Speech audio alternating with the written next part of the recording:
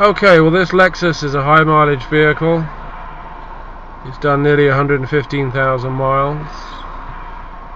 Personally, I wonder why people go on about Lexus so much, because there's not really a lot to them. But it's interesting to come to this vehicle now because it is a high mileage vehicle. The first thing I'll start with is the vision. The rear view vision's okay. It's only slightly obstructed by the headrests. The side mirrors are nice size, you've got a lot of vision going on there. The center console is very cheap, tacky looking. It's not a very appealing or luxurious as one would expect interior. It looks cheap, it looks gnarly. There's nothing about it very nice. 0 to 60 tests. It's not oozing high quality at all. 60. There's nothing quality about this at all. It's rubbish. It's very unpleasant. I don't know why people would associate Lexus with a luxury vehicle. There's nothing luxurious about this at all. It's just a Toyota, basically, as far as I'm concerned.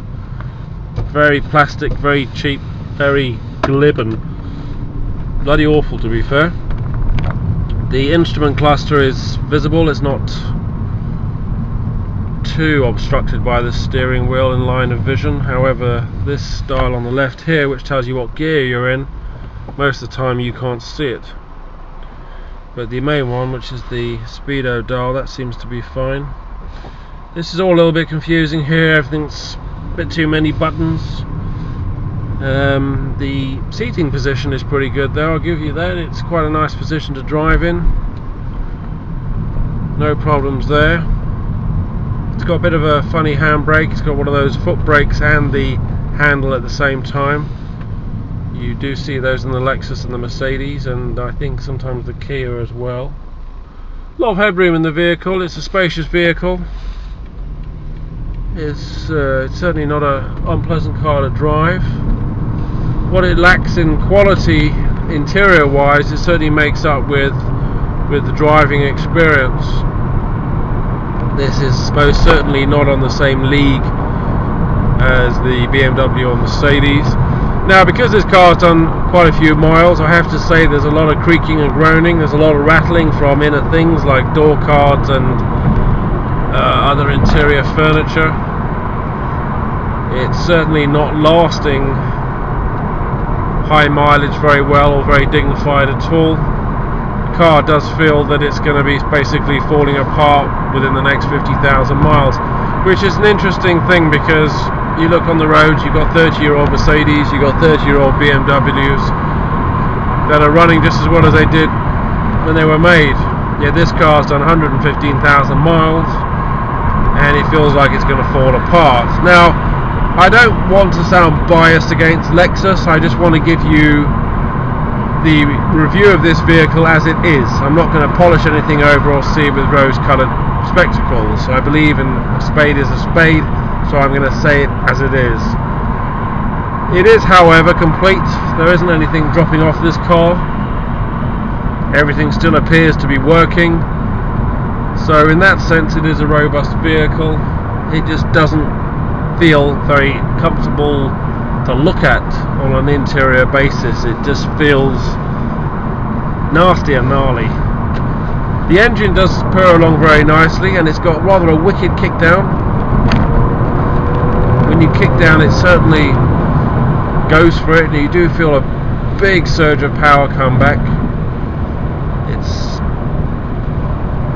It's quite a pleasant vehicle to drive, actually, I must admit. It's not bad at all. The brakes are very good, but they don't feel quite as nice to use as you would associate with other vehicles. There's not grabbing as such, but I don't feel the perfect synchronization and the gradual application of pressure that I will with some brakes. They do tend to be more on than off, or vice versa. The steering on the vehicle is very light, very responsive. But I'd say the engine sounds like it's making more noise than actually doing anything. I mean, I'm doing 40, 50 now, kick down.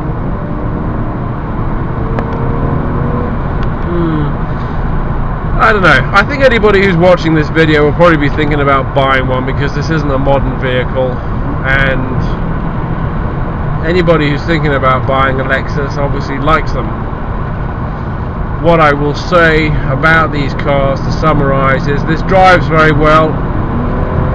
It's a powerful car, but what it doesn't come across inside as being very luxurious. I think if you want a big car with a big powerful engine, it's a bit crappy. You're better off going.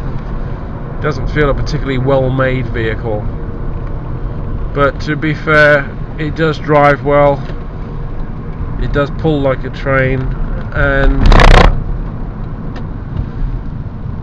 it certainly lasted 115,000 miles without anything breaking down on it.